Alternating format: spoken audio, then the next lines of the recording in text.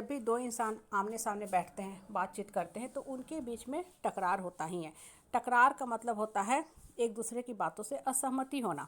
इसका मतलब ये नहीं है कि दो इंसान एक दूसरे से नफरत कर रहे हैं। देखो होता क्या है ना कि हर इंसान का दिमाग अपने ढंग से सोचता है, और इंसान का जो सोच होता है ना, वो उसके लेवल के हिसाब से होता है। अगर आपके अंदर अच्छी क्वालिटी है, अच्छी आत्माएं भरी हैं, तो आप अच्छी अच्छी अच्छी अच्छी बातें सोचोगे। आपके अंदर लो कैटेगरी की संस्कार हैं, निम्न प्रवृत्ति के संस्कार हैं, तो आप क्या करोगे? गलत चीज़ सोचोगे, गलत लोगों के बारे में धारणा क्रिएट करोगे, गलत बोलोगे। मतलब कहावत ही है कि दिमाग खराब होने का मतलब ये है कि आपका मुख खराब होना। अगर किसी के मुख से गलत शब्द निकल रहा है तो इसका मतलब उसका दिमाग भी खराब है। इसलिए देखो, इंसान क्या करता है, अपने दिमाग को ठीक रखने का कोशिश करता है। हम चैंटिंग करते हैं, प्रेयर, पूजा पाठ, मेडिटेशन, ध्यान करते हैं। ये सारी चीज़ें कहाँ लेके जाती हैं? ये सारी चीज़ें दिमाग को प्यूरिफिकेशन, शुद्धिकरण की तरफ लेके जाती है। और जब भी दो इंसान बैठेगा ना, आप एक चीज़ हमेशा मान के चलो, रेयरली आपको ऐसा आदमी मिलेगा जिसके साथ आप 100% संतुष्ट हो, परफेक्ट स्कोरर हो।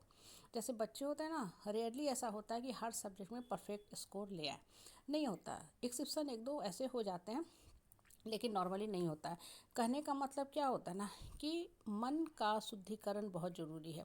और दो इंसानों के साथ अगर आपका कन्फ्लिक्ट हो रहा है तो इसका मतलब ये नहीं है कि आप एक दूसरे से नफरत कर रहे हो। आर्गुमेंट भी होता है, क्योंकि इंसान अपनी बात को जस्टिफाई करना चाहता है, सामने वाला अपनी बात को जस्टिफाई करना चाहता है। और इस जस्टिफिकेशन में आदमी सोचता हम विन करें, हम जीते, वो सोचता वो विन करे। देखो, पहली बात, आप सही हो, ये आप अपने हिसाब से बिल्कुल सोच रहे हो और सही भी सोच रहे हो। सामने वाला भी अपने हिसाब से सोच रहा है। आप सुलह संधि करने का कोशिश करो। ठीक है, हम आपकी बात यहाँ तक मान रहे हैं, अब आप मेरी बात भी मानिए। लेकिन अगर सामने वाला अड़ा हुआ है, नहीं, हम आपकी हर बात काट रहे हैं, हमारी बात ही सही है, तब उस केस में बहुत बहुत मुश्किल हो जाएगा। ठीक है, फिर आप रिश्ते से अलग होने का कोशिश करो। खासकर जिस समाज, परिवार, परिवेश में आप रहते हो ना, वहाँ ये समस्या अक्सर होती है। लोग अपनी बातें तो कह देते हैं, लेकिन दूसरे की बातें मानने को तैयार नहीं होते हैं, और यही झगड़ा मनमुटाव का कारण होता है। इसलिए आराम से बैठो, रिश्ते के अंदर जो कड़वाहट है उसको पहले दूर करने का कोशिश करो। ठीक है, पॉइजन को मेडिसिन में बदलने का कोशिश करो। और अगर आप नहीं कर पा रहे हो, असफल हो जा रहे हो, तो फिर आप छोड़ दो। तब आप फिर छोड़ दो, क्योंकि ज़्यादा उस रिश्ते में अगर घुसोगे तो रिश्ता और भी ख़राब होता जाएगा। कहने का मतलब क्या है ना कि मन को साफ रखो, अपना शुद्धिकरण करो, और बहुत ज़्यादा दब के भी मत रहो। अगर आप ये सोचते हो कि हम दब के रहेंगे, झुक के रहेंगे तो रिश्ता चल जाएगा, तो रिश्ता कभी नहीं चलता है। नहीं, रिश्ता तब चलता है जब दोनों इंसान को भावना, फीलिंग, इमोशन की कदर किया जाता है, राय, सलाह, विचार विमर्श किया जाता है, बातों को अहमियत दिया जाता है। खासकर हमारे समाज में आज भी औरतों की स्थिति बहुत बुरी है। औरत को घर का मुखिया, मालकिन बोला जाता है, धुरी बुलाता है, सेंटर में रखा जाता है।